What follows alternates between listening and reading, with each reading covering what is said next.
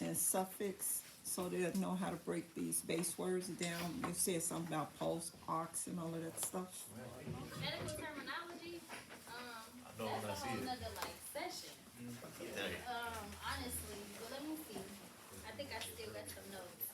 Honestly, I ain't it's bring my more easy so notes. breaking down the words, right? How did you learn all of these words that fast? How about that? Okay, so what I did with medical terminology was as simple as this. I did 3 things in the chart. 3 columns in the chart. Thank you so much. In each column, one was the prefix, the root word, and the suffix.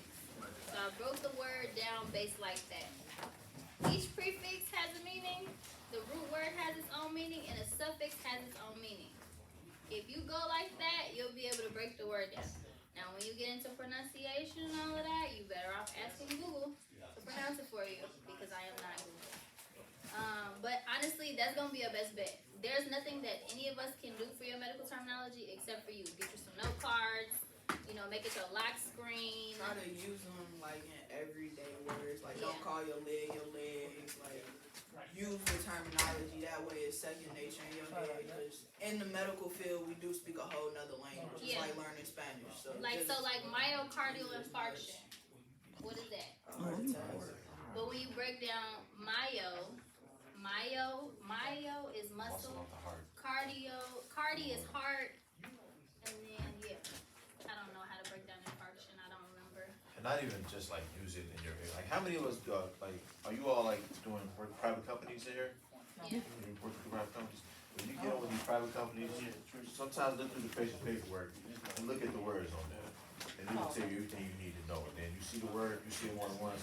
Like hypertension, we all know what that is. Abbreviation is GN. Diabetes, you know that stuff. Just like pay attention to some of the words, and you get something like hypokalemia or hypocalcemic, something like that. That's basically low calcium or too much potassium in the system. You see it enough, you familiarize yourself with these words, and then you keep that in mind. Okay, if I see KAL, and what is the term? The periodic identification for potassium, Ka, something like that. So keep that in mind. It's the little words and little stuff in there that you just keep in mind, and keep that stuff with you. And just when you're going further on, just get more patient information. You also Patient will will tell learn. you everything you need to know about them. what would you say about the people that's going into like don't have jobs but studying for the test? Like, how would they get Studying for the that test, like she was saying, do no cards. Yeah. Like when I was in MC school, I wasn't like anywhere involved with like private companies.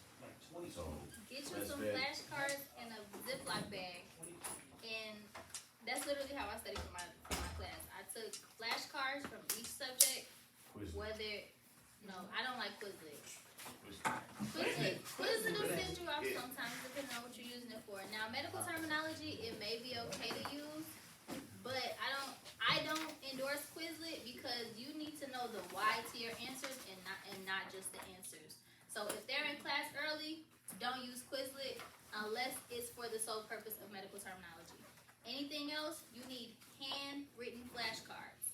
When you continue to write something down and you repeat it, you return it. If you read everything and you read it to yourself in a voice memo, listen to it on your car ride to class.